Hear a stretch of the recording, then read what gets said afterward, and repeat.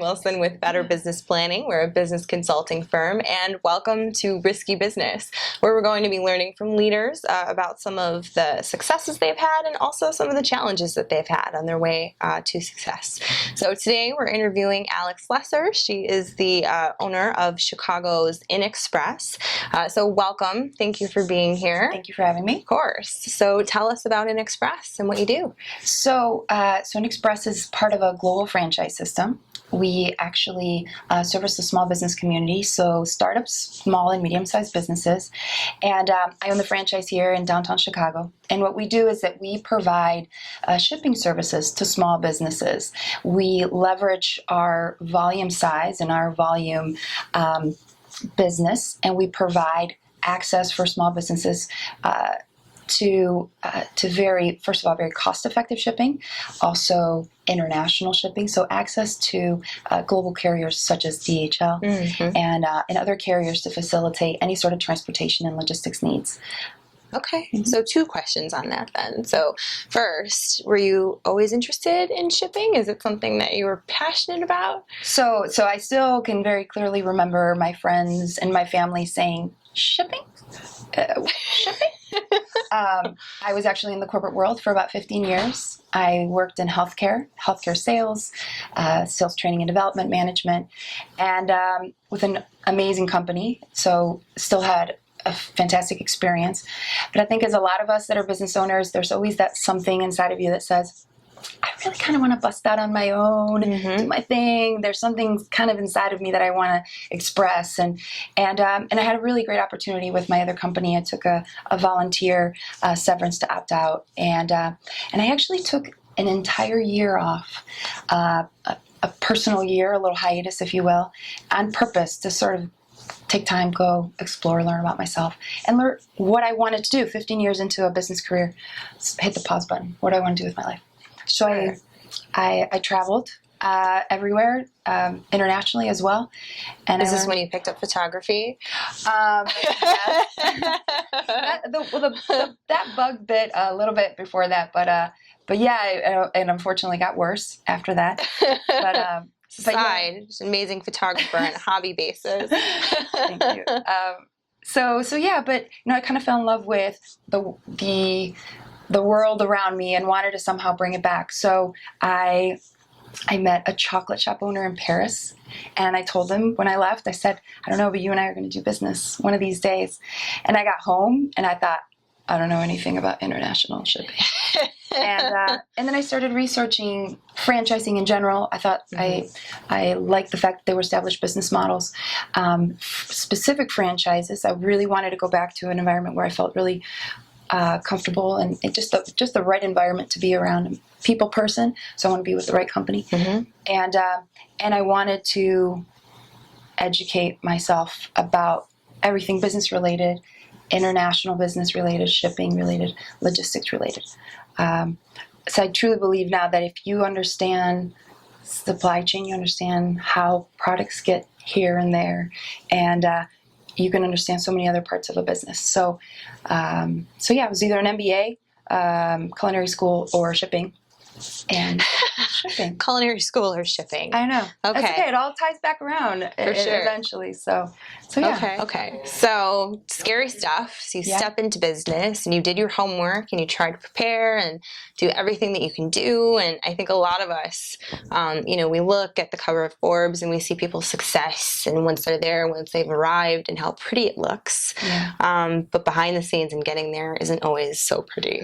So that's kind of what we want to highlight in this show, is that, what happened that was unexpected? What didn't you plan for? What didn't you study? And what happened? And how did you deal with it? Yeah. And it's such a great point to highlight, because a lot of times people say, oh, you own your own business, and they all of a sudden make assumptions of what they think maybe your success is, and where you should be, or just the fact that you own a business probably means something. But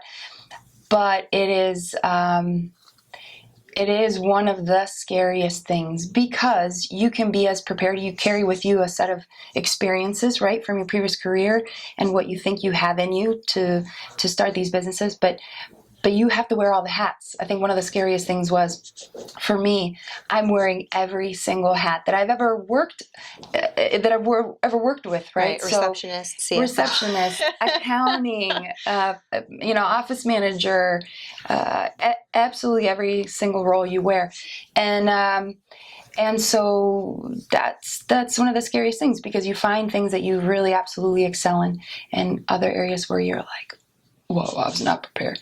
But I think one of the best things has been working around and collaborating and just spending time with other small business owners and other startup companies, because you realize, okay, I'm not alone. I'm not going crazy. There's other people going through this. And there's other people that are good in other areas where I'm not, and I'm good in other areas where they aren't, so you can collaborate, and it is the most energizing, sort of life-saving experience throughout this process. So can you think of anything specific that happened that was just kind of like, whoa, I wasn't expecting that at all? Yeah. That first, everybody always talks about that first year. Oh, you just want to get it, get it under your belt. Towards the end of that first year for me, obviously being in shipping, international shipping, it's a big bad world out there. There's a lot of things that I can control, which is an important point, because you have to understand what you can control and what you can't. Setting expectations with your customers, having a process in place. They need to know that you can't control the weather in South America, for example. So probably one of the most challenging months of this entire process was back in December. So anybody in this sort of business world knows how crazy it was towards the end of that year, because you have Christmas that kind of fell during the week, and then you had New Year's that kind of fell during the week, and then you had this thing called the vortex, right? Who would have anticipated the vortex? So things still need to move, and I'm sure we all remember hearing trucks being stopped in the middle of the highway, nothing functioning, planes not flying. Well, that's how stuff gets around. And there were some international and domestic customers. So I had a couple scenarios where completely out of my control, but it was, several $1,000s worth of merchandise that over a holiday season didn't get to their destination. And I'm a bit of a people pleaser when it comes to my customers. I'm very customer centric, and it was sort of emotionally devastating to let people down, and kind of learning that I can't get sometimes that emotionally attached to certain things. I need to maintain that business distance and focus. Understanding that you can't control everything, and you have to kind of set up the right expectations. And then also, from a risk standpoint, the best advice I could give someone is do your homework up front, have the right sort of safety precautions in place, know who your attorney is, who your CPA is, what your insurance is, know that I have professional and liability insurance. So I've covered my bases, so at some point I was able to pull out of this sort of mess that was, and just say, okay, I'm covered. Some of this isn't my fault. I can still do what I can to remedy these situations and do what's best for my customer, and kind of come out of it, and then respond to that situation in a positive way when I can. So, but it shook me. It shook me financially, because then I put my money on the line for some of it.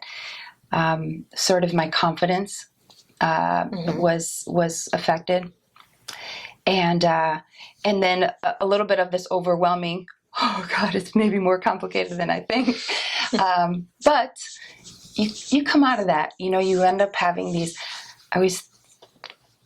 you gotta own your stripes. Yep. That's the only way to kind of say it, So would that be your biggest piece of advice, is just kind of keep pushing? Yeah. I think my biggest piece of advice, even back to how when I started the business, is do your homework. There's so many resources, not just sort of physical resources, online resources, people resources. So do your homework, cover your bases, know how to zoom out a little bit, right? Know when to have people help you zoom out, because you're really in the business. Sometimes you need to work on it and not in it. And you only really learn that as your eyeballs start to float above water. But once that happens, then all of a sudden, then stuff comes as things that happen again. I'm just like, all right, let's if it's happening, we'll manage it. Let's move forward. So it makes you stronger. Awesome. Yeah. Thank you so much for coming and for talking to us. To learn more about Alex and her business, you can visit her website at www.whynotshipwithus.com. Perfect. And I'm Robin Wilson. For more episodes like these, you can check us out at meetadvisors.com.